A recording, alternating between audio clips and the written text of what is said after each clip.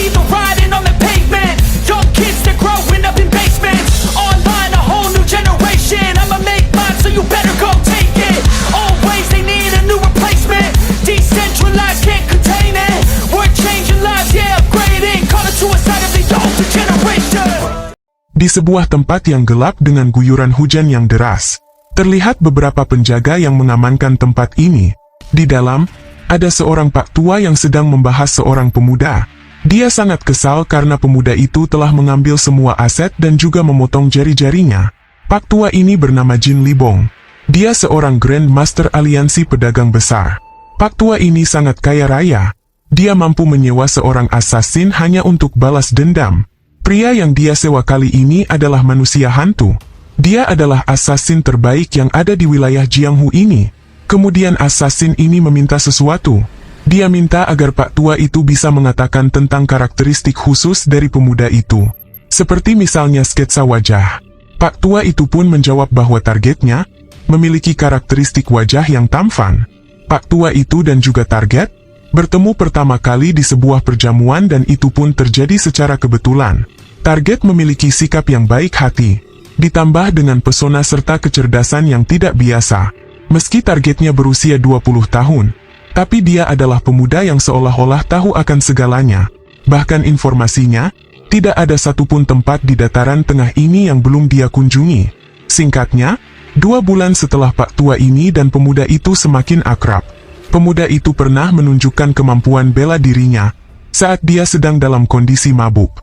Dan teknik yang digunakan pemuda itu adalah teknik pedang halilintar milik Nilisang. Mendengar cerita itu, assassin ini langsung terkejut. Karena assassin ini sendiri belum pernah melihat secara langsung tentang teknik pedang halilintar. Pemilik asli teknik itu adalah Nilisang, satu dari 10 master bela diri terhebat yang ada di Jianghu ini. Akan tetapi, Nilisang sudah tidak terlihat lagi sejak 20 tahun yang lalu, tepatnya sejak peperangan itu selesai. Pada awalnya, pak tua itu juga tidak percaya dengan teknik yang dimiliki pemuda itu. Tapi pak tua ini melihat pemuda itu membawa sebuah buku yang mencurigakan. Pak tua itu juga menjelaskan bahwa mulai dari master pemegang pedang kehidupan dan kematian, hingga 100 master tingkat tinggi di Jianghu, bahkan satu dari 10 master terhebat di Jianghu yaitu San Mua, juga mengejar pemuda itu. Namun tidak ada satupun dari mereka yang kembali. Setiap pak tua ini mengirim assassin untuk mencari pemuda itu. Assassinnya malah hilang entah kemana. Malahan pemuda itu balik mencari pak tua ini. Pemuda itu datang tidak hanya memotong jari-jarinya, namun juga mengambil semua harta milik pak tua ini. Assassin ini seolah tak percaya jika ada seorang pemuda yang masih berusia 20 tahun, yang bisa mengalahkan San Muak yang memiliki julukan sebagai sang pedang iblis. Jadi pak tua ini merekrut assassin yang ada di depannya itu untuk menjalankan misi, yaitu menghabisi pemuda yang bernama Yok Legion. Singkatnya, assassin ini langsung mencari Legion, hingga pada akhirnya dia sampai di penginapan tempat Legion tinggal. Seorang pelayan langsung mengantarkan assassin itu ke kamarnya Legion.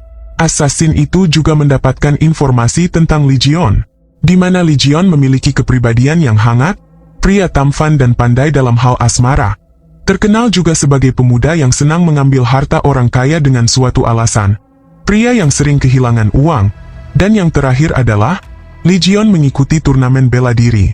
Kemudian salah satu pelayan mengatakan bahwa untuk saat ini, Legion sedang pergi keluar untuk mencari seseorang. Singkatnya assassin itu sampai di kamar Legion. Menurutnya tidak ada benda atau hal yang mencurigakan. Tapi setelahnya dia melihat sebuah peta dengan tulisan menaklukkan Hubei. Assassin itu menahan tawanya karena impian Legion terdengar tidak masuk akal. Tapi tiba-tiba datang 3 orang dan langsung menangkap assassin itu. Assassin itu sama sekali tidak berdaya melawan 3 orang tua yang menangkapnya. Assassin ini menyadari sesuatu. Dia tahu bahwa 3 orang tua itu bukanlah orang sembarangan. Yang pertama adalah wanita itu. Dia adalah permaisuri iblis tingkat tinggi dengan senjata pedang ganda. Namanya adalah Huayong. Kemudian yang kedua adalah pria tua dengan senjata pedang yang memiliki ornamen naga. Dia adalah Nilisang yang terkenal teknik pedangnya, yaitu pedang halilintar. Dan yang terakhir adalah Seon Muak sang pedang iblis. Assassin ini tidak menyangka bahwa 3 master terhebat itu berkumpul di sini. Assassin ini berpikir bahwa tiga master itu telah bekerja sama dengan pemuda bernama Legion. Para tetua itu sengaja tidak menghabisi assassin ini karena suatu alasan. Mereka sudah berjanji kepada Legion agar tidak menghabisi seseorang. Namun sebagai gantinya, mereka bertiga sudah menghancurkan pusat energi Ki Assassin itu. Para tetua juga sudah tahu bahwa seorang assassin yang menjalankan sebuah misi, maka assassin itu menghancurkan diri sendiri jika tertangkap. Karena biasanya, seorang assassin sudah menyiapkan pil khusus di dalam mulut mereka. Dan itu benar. Pada akhirnya, assassin itu menghancurkan diri sendiri dengan pil yang sudah dia simpan di dalam mulutnya. Para tetua sadar diri bahwa pemuda yang bernama Legion itu sama sekali tidak membutuhkan bantuan. Sin pindah di lokasi Legion di mana dia sedang dikepung oleh musuh. Pihak musuh sangat waspada karena mereka tahu bahwa Legion sangat kuat. Kawanan orang-orang ini dari pihak aliansi pedagang besar. Tanpa basa-basi lagi, Legion langsung menghempaskan ketua musuh hanya dengan satu serangan. Yang lain tidak terima dan langsung melancarkan serangan balasan. Namun serangan mereka ditahan dengan sangat mudah oleh Legion. Hingga pada akhirnya, Legion pun menumpas habis mereka dalam satu gerakan. Dijelaskan bahwa siapapun yang menggunakan pedang akan hancur selama perang besar antara ortodoks dan kultus demonik. Tidak ada yang menyangka bahwa perang itu bisa bertahan hingga 13 tahun lamanya. Bagaikan neraka yang tak berujung, berisikan air mata, raungan, dan pertumpahan darah. Tapi perang itu tiba-tiba berakhir dengan kesepakatan yang tidak terduga. Bahkan hingga 20 tahun kemudian, isi detail mengenai kesepakatan itu masih menjadi misteri, dan dua kelompok itu juga memilih untuk merahasiakannya. Seiring berjalannya waktu, kekuatan baru mulai muncul di Jianghu. Di sisi yang lain, beberapa klan atau keluarga mulai melemah akibat perang itu. Terlihat seorang wanita muda yang sedang berlatih pedang. Dia kesal karena sekeras apapun dia latihan, dia masih belum bisa menaikkan tingkat kekuatannya, yaitu ke tingkat bintang alam ke-7. Namanya Zhong Ryong, putri kedua dari pemimpin keluarga pedang keadilan. Tidak lama setelahnya, dia dipanggil oleh kakak dan saudara iparnya. Kakaknya bernama Zhong Huaryeong, dan iparnya adalah Sobit. Kakaknya memberitahu dia bahwa seseorang dari keluarga Sangxin telah datang, yaitu Pangeran Zhang, yang juga akan ikut dalam turnamen Dragon dan Poenik nanti. Dijelaskan bahwa di antara para seniman bela diri dataran tengah, ada dua turnamen yang paling mencolok karena semaraknya. Pertama adalah turnamen Heavenly Dragon di mana harga diri, keluarga dan nyawa dipertaruhkan. Dan yang kedua adalah turnamen Dragon dan Poenix di mana turnamen itu bisa diikuti oleh para muda-mudi. Tahun ini, kedua turnamen itu dilaksanakan di sini, yaitu di Wuhan, Hubei. Zhong Ryong kesal. Dia menolak jika dirinya berada dalam satu kelompok dengan Pangeran Zhang Injol di turnamen itu. Pada akhirnya Zhong Ryong pergi untuk menghindari kakaknya, karena kakaknya selalu memaksanya untuk mengikuti turnamen itu. Zhong Ryong lari hingga tiba di sebuah pasar. Orang-orang merasa senang saat mendengar kabar tentang Grandmaster dari aliansi pedagang yang kembali kehilangan jarinya karena terpotong. Di sini, tipuan dan permainan licik terjadi di mana-mana. Orang-orang saling menipu dan melukai. Dalam benak Zhong Ryong, tempat ini bukanlah tempat Jianghu yang dia inginkan. Tidak lama kemudian, Zhong Ryong melihat sebuah pertunjukan di mana kultus demonik dikalahkan oleh aliansi bela diri. Tapi menurut Zhong Ryong, itu hanyalah omong kosong belaka. Karena sampai saat ini, tidak ada yang tahu kebenaran tentang berakhirnya perang itu. Tidak berselang lama, seorang pemuda yang bernama Legion mendekatinya. Legion mengatakan bahwa dia setuju dengan ucapan Zhong Ryong. Menurut Legion, kultus demonik memiliki teknik kuat yaitu Invisible Demonic Art. Dalam pertarungan 1 lawan 1 tidak ada yang bisa mengalahkan kultus demonik. Terlebih, pertempuran kultus demonik dan aliansi murim tidak akan berakhir semudah itu. Dalam pandangan Zhong Ryong, Legion itu adalah orang aneh yang tiba-tiba saja muncul dan membicarakan sesuatu. Bahkan tanpa basa-basi, Legion juga langsung mengajak Zhong Ryong untuk pergi bersama membeli minuman. Legion beralasan bahwa ini adalah pertama kalinya dia datang ke Wuhan ini. Tapi Zhong Ryong menghindari Legion dan langsung pergi. Waktu berlalu hingga beberapa menit kemudian, di sebuah penginapan yang dilengkapi dengan warung di bawahnya, Zhong Ryong datang ke tempat ini. Tempat ini menjadi semakin ramai dari biasanya. Itu karena turnamen akan diadakan di wilayah ini. Kemudian Jong Ryong memesan sebuah minuman ringan. Tapi pelayan itu mengatakan bahwa semua tempat saat ini sudah penuh.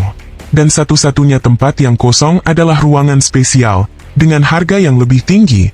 Tapi karena Jong Ryong sangat terkenal, jadi pelayan itu memberikan diskon untuk tempat itu. Jong Ryong merasa malu dan kesal dalam perjalanannya menuju ke ruangan spesial. Karena rumor yang sudah menyebar tentang dirinya sebagai wanita terbaik di Wuhan adalah rumor yang tidak benar. Singkatnya dia sudah sampai di ruangan spesial. Tapi ternyata, sudah ada Lee Jion yang lebih dulu tiba di ruangan spesial ini. Kemudian Lee Jion mulai berbasa-basi. Dia menanyakan tata cara untuk mengikuti sebuah turnamen. Lee Jion juga bergaya bahwa dirinya adalah seorang playboy, di mana dia mengatakan bahwa di turnamen nanti, akan ada gadis-gadis cantik yang melihatnya. Tapi menurutnya, gadis paling cantik tetaplah ibunya saja. Lee Jion juga berkata bahwa dirinya akan memenangkan turnamen ini kemudian menaklukkan Hubei. Tidak lama kemudian, muncul Pangeran Jang Injol. Dia adalah pewaris keluarga Sangsin, dan wanita di sebelahnya itu adalah adik perempuannya. Awalnya dia ingin menghampiri dan berbicara dengan Jong Ryong.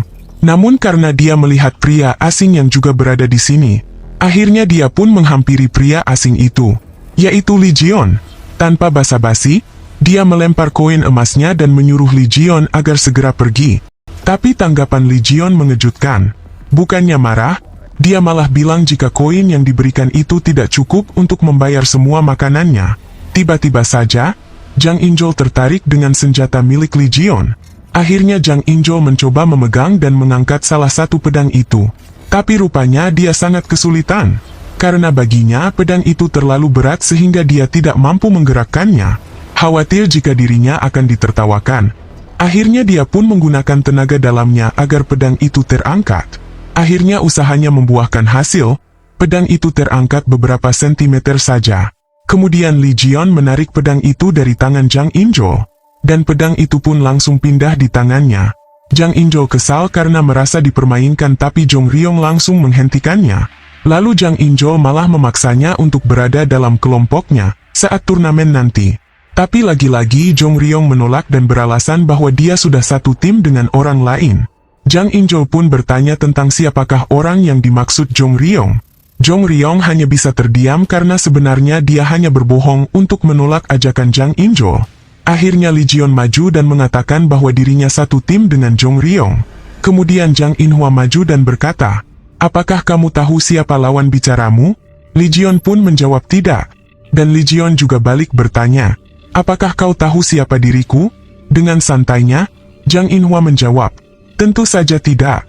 Kemudian Lee Jion berkata, "Seseorang memiliki dua reaksi saat mereka mendapatkan masalah yang tidak diketahui. Pertama adalah perasaan takut, dan yang kedua adalah tidak peduli. Dan kau melakukan dua hal itu.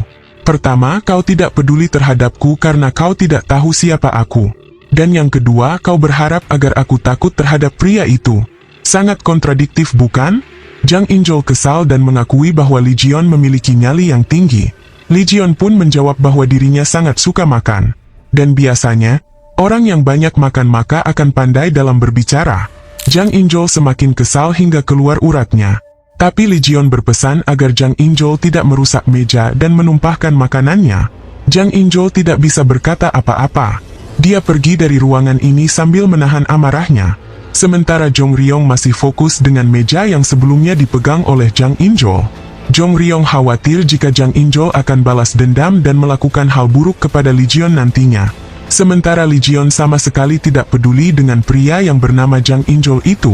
Lee Jion malah mengganti rencananya. Mau tidak mau, Lee Jion sekarang akan maju ke turnamen satu tim dengan Jong Ryong. Karena sebelumnya, Lee Jion berencana mengikuti turnamen Heavenly Dragon saja. Tapi sekarang dia akan mengikuti dua turnamen, yaitu turnamen Heavenly Dragon dan turnamen Dragon Phoenix. Jong Ryong kesal dan tidak percaya saat tahu bahwa Lee Jion ikut serta dalam turnamen Heavenly Dragon. Menurutnya, seharusnya Lee Jion bisa menghajar pria itu dengan sangat mudah dibandingkan hanya diam saja seperti barusan. Lee Jion pun menjawab bahwa dirinya tidak suka melawan anak kecil seperti laki-laki itu. Jong Ryong pun kesal. Dalam benak Jong Ryong, Lee Jion itu hanya pandai dalam membuat sebuah alasan. Lalu Li Jion memasang wajah serius dan berkata bahwa setidaknya, anak-anak itu bukanlah penyebab utama yang menjadikan Jiang Hu ini menjadi busuk.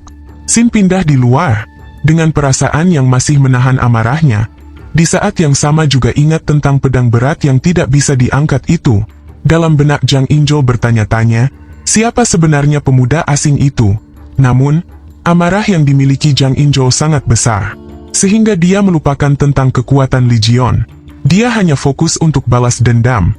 Sin pindah di kediaman keluarga pedang keadilan.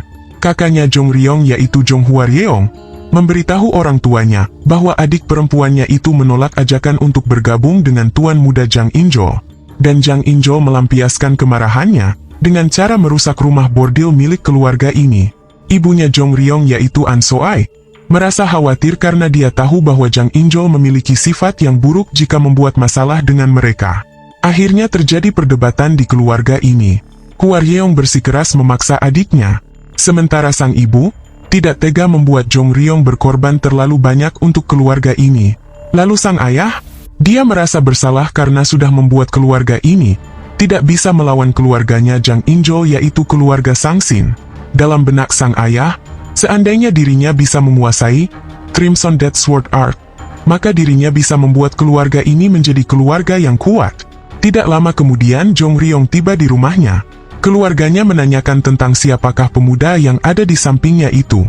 Zhong Ryong pun mengatakan yang sejujurnya bahwa pemuda itulah yang akan menjadi teman satu timnya dalam turnamen Dragon dan Phoenix nanti. Keluarganya pun langsung terkejut setelah mendengarnya langsung dari Zhong Ryong. Kemudian Li Jion maju untuk memperkenalkan dirinya.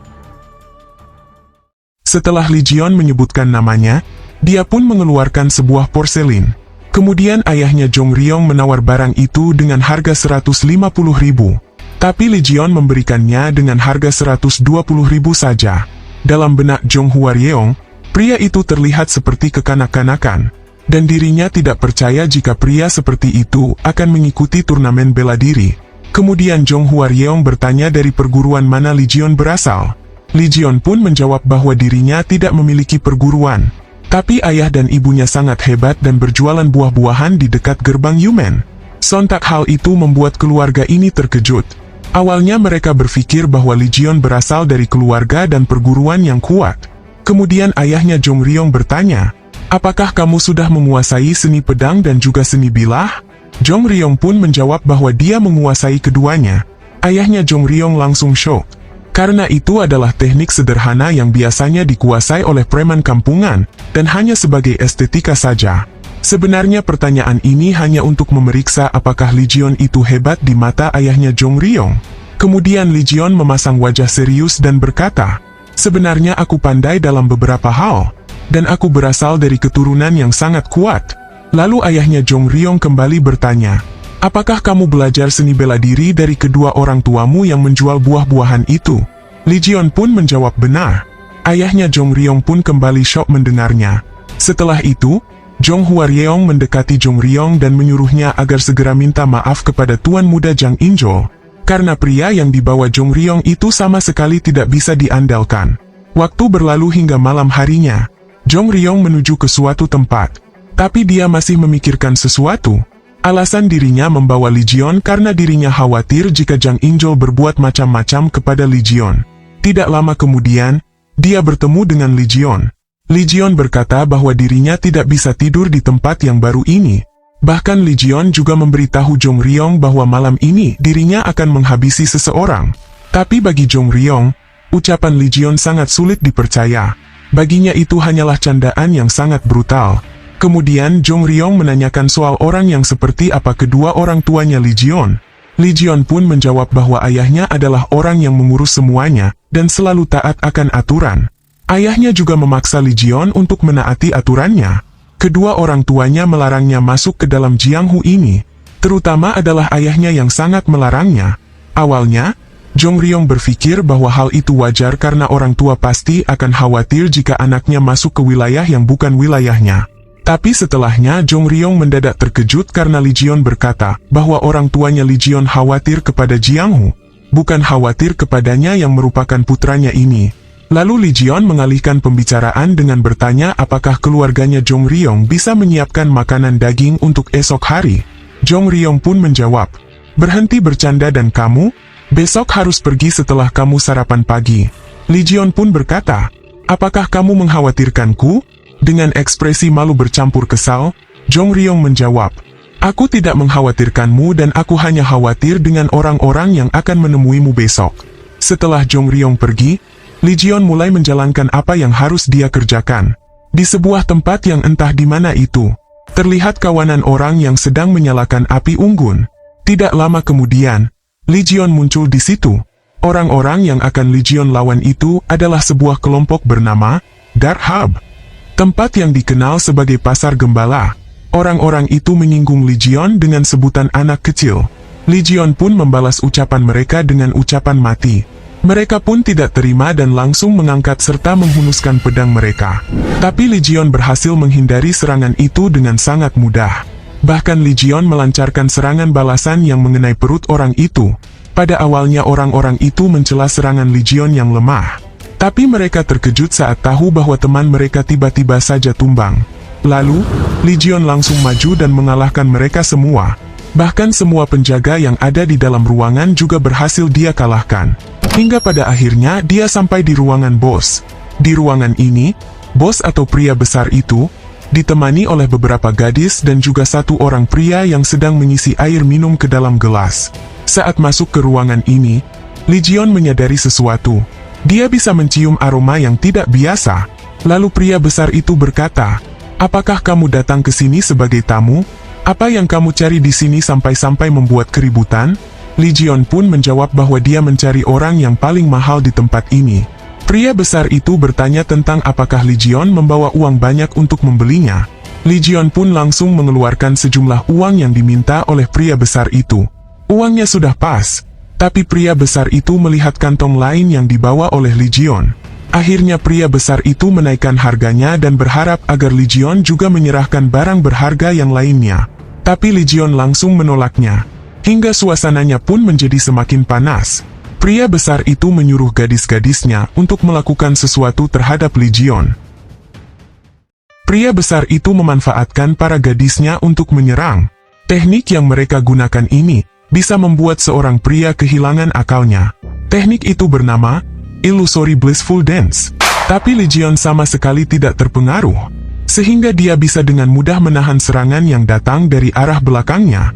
Setelah menangkap jarum itu, Legion menghempaskan jarumnya ke arah pria besar sebagai peringatan, hingga membuat lentera itu pun pecah. Para gadis terkejut karena pria muda itu bisa membatalkan teknik mereka. Kemudian Legion bertanya kepada para wanita itu, "Apakah keberadaan kalian semua di sini karena kalian menyukai pria besar itu?" Para wanita itu pun menjawab, "Tentu saja tidak. Usut punya usut, mereka ini dipaksa oleh pria besar itu." Legion pun menyuruh mereka untuk segera pergi. Tapi mereka masih enggan untuk pergi karena mereka takut dengan pria besar itu.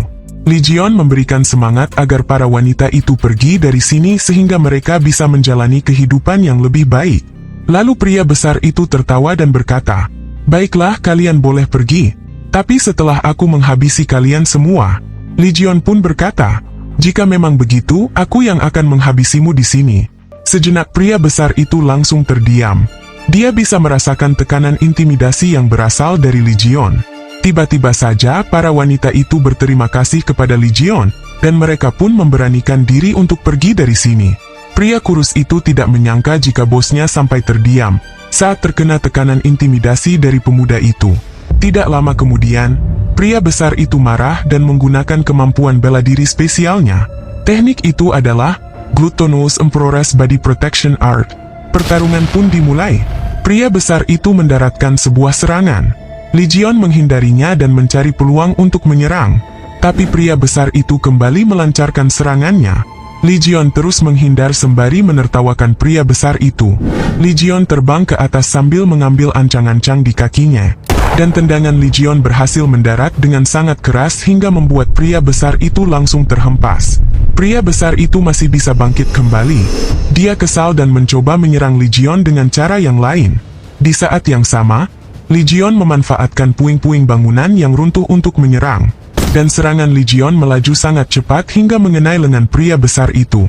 Pria besar itu baru sadar bahwa ternyata, pemuda yang ada di depannya itu memang benar seorang master. Namun pria besar itu masih tidak menyerah. Dia kembali menggunakan jurusnya yang lain. Di sisi yang lain, Legion juga tidak ingin membuang-buang waktunya. Dia langsung melesat di depan pria itu, lalu melancarkan serangan yang sangat kuat hingga menembus tubuh pria besar itu. Akibatnya pria besar itu tidak bisa lagi menggerakkan badannya. Hingga pada akhirnya dia pun meninggal dengan sendirinya. Kemudian Legion menoleh ke arah pria kurus itu. Namanya adalah Manos Master Hua, Patriarch Mount Tyas Phantom Manor. Dia merupakan seorang jenius dalam seni formasi dan teknik energi mesin. Dalam historinya Mount Tyas Phantom Manor, siapapun yang ada di Jianghu pasti tahu jika tempat itu adalah tempat yang terkenal dengan teknik alat mekanik yang terbaik. Pria kurus itu alias Hua Munsol adalah orang jenius yang juga berasal dari keluarga besar. Dulu dia adalah pria yang tidak iri dengan apapun. Setidaknya sampai putri satu-satunya menyentuh alat mekanik yang belum selesai dikerjakan. Dan hal itu membuat Hua Munsol kehilangan keluarganya. Hua Munsol menyalahkan dirinya sendiri atas kebodohan yang dia lakukan. Lalu dia mengubah penampilan dan mengasingkan diri hingga tertangkap oleh pria besar itu.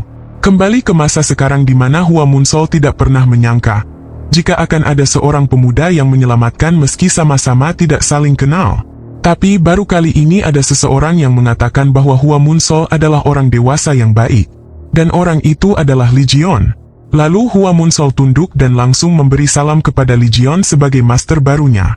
Dia berkata, "Saya akan mengabdikan sisa hidup saya untuk Anda, Master." Kemudian Legion berkata, "Jika memang seperti itu, mari kita mulai sekarang juga." Legion mengubah tubuhnya Hua Munsol, pulih seperti orang pada umumnya. Hua Munsol terkejut karena yang dia tahu sekalinya tubuh seseorang diubah menjadi bungkuk dengan teknik Supreme Art, maka tidak akan pernah bisa dikembalikan. Hua Munsol pun berterima kasih kepada Legion atas kebaikannya. Kemudian seseorang datang menyapa Legion. Dia adalah Muyong, pengawalnya Legion. Lalu Legion mengenalkan Hua Munsol kepada Muyong. Legion juga memberitahu dia bahwa untuk selanjutnya, Muyonglah yang akan membantunya. Setelah itu Legion memberitahu Muyong bahwa rencananya sudah berubah. Legion akan menargetkan keluarga Sangsin lebih dulu. Muyong menanyakan apa alasan Legion merubah rencananya secara tiba-tiba. Tapi Muyong bisa menebak bahwa tuan muda Legion itu sedang dekat dengan seorang gadis sehingga rela merubah rencananya. Legion pun menjawab, "Sepertinya kamu cemburu akan kepopuleranku kan?" Muyong pun berkata, "Bukan seperti itu. Hanya karena banyak wanita yang mengejar Anda, bukan berarti Anda beruntung dalam hal percintaan. Itu hanyalah kesenangan biasa, dan keberuntungan yang asli adalah menikahi wanita yang baik budi pekertinya." Tapi lagi-lagi, Legion hanya menjawab bahwa Muyong itu cuma cemburu, karena Legion populer di kalangan para gadis. Waktu pun berlalu. Jong Ryong ditemani oleh ayahnya untuk datang di kediaman keluarga Sangsin. Tapi para penjaga itu mengatakan bahwa pemimpin mereka dan juga tuan muda sedang pergi keluar. Mereka juga tidak tahu kapan akan kembali. Tidak lama setelahnya, mereka berdua bertemu dengan Won Hyuki, terkenal dengan teknik Eight Flying Hands. Lalu Won Hyuki mengajak ayahnya Jong Ryong untuk minum bersama. Dia juga janji bahwa dia yang akan membayar minumannya. Akhirnya mereka bertiga menuju ke penginapan Spring Breeze. Lalu ayahnya Jong Ryong meminta bantuan Won Hyuki untuk menyampaikan permintaan maaf yang baik kepada pemimpin keluarga Sangsin. Menurut Won Hyuki, anak-anak yang menimbulkan masalah adalah hal yang sudah biasa. Sementara Jong Ryong sendiri merasa kesal karena sebelumnya, dia datang ke tempat Legion. Tapi pelayannya mengatakan bahwa Legion sudah pergi tanpa mengatakan sesuatu. Singkatnya acara minum-minum sudah selesai dan ayahnya Jong Ryong pamit undur diri. Tapi tiba-tiba Won Hyuki berteriak karena sudah melupakan sesuatu. Dia pun pergi secepat kilat untuk menghindari kasir. Jadi mau tidak mau, ayahnya Jong Ryong yang harus membayarnya. Harga minuman dan makanannya sangat mahal. Akhirnya ayahnya Jong Ryong berjanji akan kembali besok untuk melunasi pembayarannya. Tapi pelayan itu ingin agar ayahnya membayar mereka hari ini. Bahkan mereka berupaya menyandra Jong Ryong, sampai ayahnya kembali membawa uangnya. Yang lebih parah, pelayan itu mengatakan bahwa Jong bisa mencari uang di sini dengan cara menghibur pelanggan. Ayahnya Jong Ryong merasa kesal, tapi dia juga tidak bisa berbuat apa-apa. Untuk melawan, dia kalah karena para penjaga itu terlihat bukan seperti penjaga biasa. Tapi tidak lama kemudian, Lee Jion muncul dan menyapa ayahnya Jong Ryong. Lee Jion beralasan bahwa dia datang ke sini untuk minum. Tapi dia juga membawa contoh minuman yang dimiliki toko ini, dan mengatakan sesuatu kepada pemilik toko ini. Lee Jion berkata, minuman ini terasa sangat aneh dan mencurigai pemilik toko sudah menjual minuman palsu. Padahal pelanggan yang datang ke sini adalah para bangsawan. Ucapan Lee Jion itu terdengar oleh pelanggan lain yang akan masuk ke toko ini. Kemudian pemilik toko berkata bahwa Lee Jion sedang mabuk dan berkata sembarangan. Lee Jion pun tersenyum. Dia tahu dirinya harus berbuat apa. Lee Jion pun berteriak dengan sangat keras hingga semua pelanggan tahu bahwa pemilik toko sedang menjual minuman palsu. Para pelanggan mulai mendekat karena suara berisik barusan. Pemilik toko mulai merasa panik. Dia beralasan bahwa ada satu pelanggan yang sedang mabuk dan berkata sembarangan. Lalu Lee Jion berkata bahwa dirinya bisa menunjukkan buktinya agar tidak dianggap sebagai omong kosong belaka. Lee Jion juga berkata bahwa dia akan mengambil paksa semua uang yang dihasilkan pada toko ini di hari ini jika dirinya bisa membuktikannya. Singkatnya, Lee Jion mengajak pelanggan-pelanggan yang lain untuk menuju ke halaman belakang yang lumayan jauh dari toko ini. Lee Jion berkata bahwa terasa aneh jika toko itu menyimpan dan mengambil minuman di tempat yang tersembunyi serta jauh dari tokonya. Tanpa basa-basi, Lee Jion langsung mendobrak tempat itu dan dia mengeluarkan sebuah gentong besar. Dia meletakkan gentong itu di hadapan semua pelanggan. Lalu dia melempar minuman itu ke udara hingga nampak sesuatu yang tercampur di dalam minuman itu. Para pelanggan yang lain bisa lihat bahwa ada ratusan bahkan ribuan serangga pada minuman itu. Setelahnya melakukan itu, Lee Jion menawari para pelanggan untuk mencoba meminum minuman itu.